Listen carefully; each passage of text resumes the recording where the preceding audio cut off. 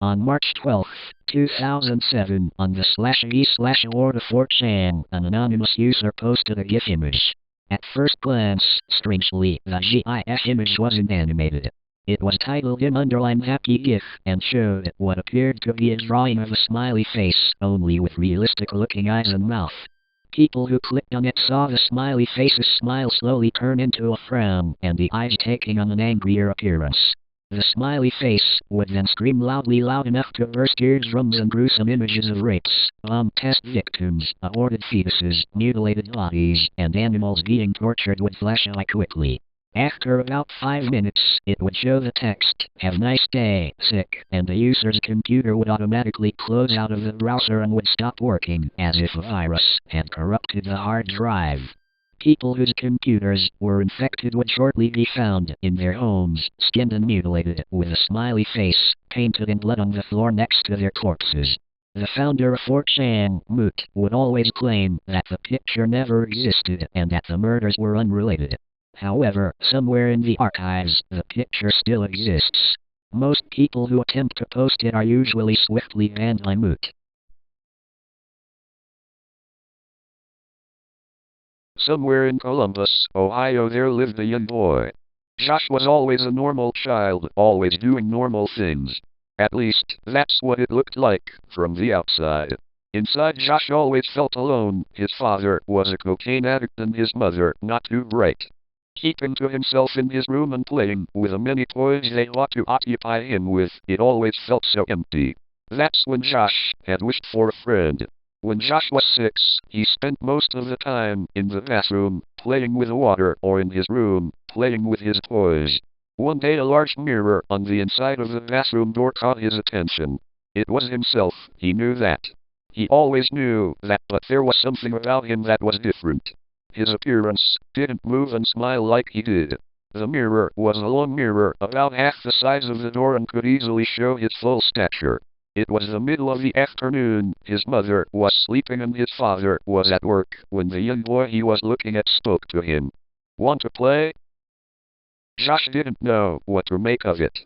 He didn't feel scared, but it all felt so real to him. The reality overtook him as the boy seemed to move from the mirror in front of him. Josh just smiled like usual and nodded his head. The boy led himself to Josh's room, where the ground was cluttered with Josh's toys. This allowed the two to laugh and play together with ease. Over the next few months, Josh's parents always noticed the loud noises coming from Josh in his room. Always talking to himself, toys moving around as he played. His parents always asked who he was talking to or who he was playing with. Several times assuming he had an imaginary friend, but Josh always answered with absolute certainty, "Jacob." Over the next 2 years, Josh had been focusing more on cartoons and real-life friends than playing with Jacob. Sometimes, when Josh wasn't home, his mother could hear toys dropping upstairs. Jacob didn't appear too often, but there was always a sign that he was there, and Josh was beginning to fear his room. Josh was afraid of even being near upstairs if he was alone.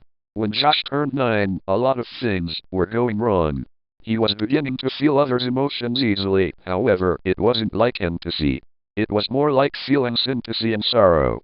Josh was already showing signs of anxiety because of his fears, and now this new turn was worrying everyone around him. No one believed that he had a friend in his own room. Although his father didn't believe him, his father could sense the adamant fear within Josh's eyes whenever he was forced to go to his room alone. Over this year, Josh had forced himself to sleep in the living room.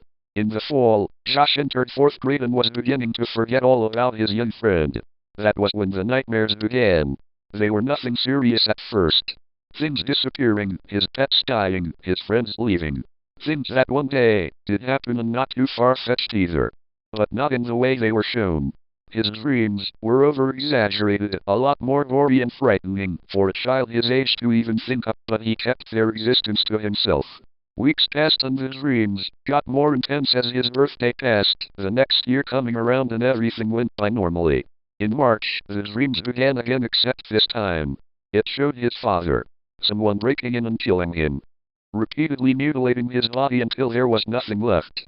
The next day, his mother and father got into a large fight, but nothing too different. There was just so much negative energy in the air.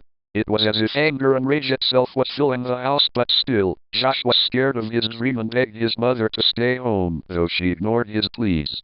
Earlier that day, Josh's uncle had dropped off a computer for his father to fix it up. It was so that Josh could have it for school and socializing. Josh's father had stayed up late to finish it after Josh had fallen asleep on the living room floor.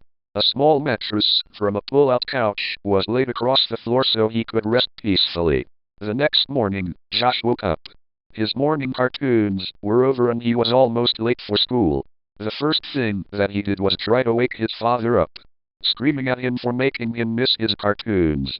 Josh's father didn't wake. No matter how many times his small hands pushed his father's body, rocking it back and forth, he didn't move, screaming "Daddy!" over and over before noticing a pale gray bubble formed around his lips. Out of instinct, Josh ran into the kitchen and grabbed a knife, protruding the bubble and breaking it open.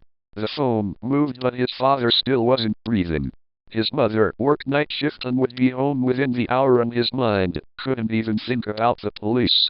His mom was the only thing running through his mind as he ran up the steps, his fear disappearing as he rummaged through his room for the phone book to call the number his mom had left him. Returning downstairs, Josh called the number, but she was already on her way home.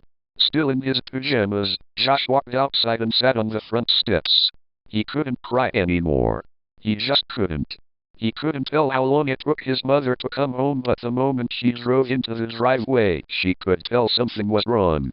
Asking Josh what was wrong, he replied in a single, monotone voice, over and over. "Dad dead. Dad dead. Dad dead." Running inside, she found his father's corpse on the floor. Josh walked in slowly, keeping still, watching as she fumbled for the phone to call the police, crying for him to come back, crying for him to be okay. Josh just stood there, his eyes watching the scene. It wasn't long for the police and medics to arrive. They said that his father had not died in his sleep, but in fact fell, having a heart attack and a stroke at the same time, as if something scared him. While the medics were there, Josh sat on the top step of the stairs looking down. He swore he could hear Jacob's laughter, however drowned out by the people. As the medics left, one thing bore into Josh's mind as the medics spoke loud enough so that he could hear. If your son knew CPR, he could have saved his life. Depression took hold of Josh from that point on. Things leaving and dying around him, disappearing. None of it could even be explained, and anyone that dated him stated that something told them to leave. Josh was forever cursed and haunted by that little boy from the mirror. The little boy now trapped within himself, forever watching his very step. If you're ever lonely, never try to play with yourself.